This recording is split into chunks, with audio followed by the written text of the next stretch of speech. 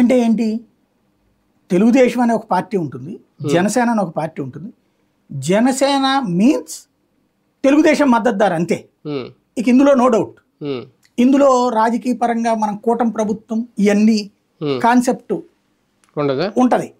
కూటమి ప్రభుత్వం ఉంది కాబట్టి తెలుగుదేశం నీ పట్ల విధేయంగా ఉన్నా లేకపోయినా నువ్వు గెలిచిన చోట నువ్వు మాత్రం ఖచ్చితంగా వాళ్ళ పట్ల విధేయత ఉండాలి. ఎందుకంటే మన పెద్దన్న కూటమిలో ఆయన పెద్దన్న. పెద్దన్న తప్పు జరిగినా పెద్దన్న వల్ల ఏం జరిగినా మీరేం మాట్లాడడానికి వీల్లేదు. యూ షుడ్ లాయల్ లైక్ మీ. నాలాగానే మీరు కూడా విధేయంగా ఉండి తీరాల్సిందే. ఎప్పుడు కనబడ్డా సరే చంద్రబాబు గారు మంచి పాలకుడు, ఆయన దగ్గర నేను నేర్చుకుంటున్నాను, ఇదిగో ఈ టాపిక్ నేను ఆయన దగ్గర నేర్చుకున్నాను, నేను పర్యావరణ ప్రేమికుడు, నాకు అవకాశం ఇచ్చారు చంద్రబాబు గారు, లేకపోతే నేను అటవీ ప్రేమికుడిని కాబట్టి నాకు అవకాశం ఇచ్చారు, నేను నేర్చుకుంటున్నాను చంద్రబాబు గారి దగ్గర, భవిష్యత్తులో బాబు గారు అంత పెద్దోడిని అవుతాను అంటే ఇంకా వీళ్ళు ఎందుకు అనవసరంగా. అంటే బాబు గారికి విధేయంగా ఉండాలనుకోవడం, ఆయనలాగా ఉండాలనుకోవడం తప్పేం లేదు. కానీ అదే టైంలో జగన్ మీద అదే ద్వేషం ఇంకా కంటిన్యూ అవుతుందా?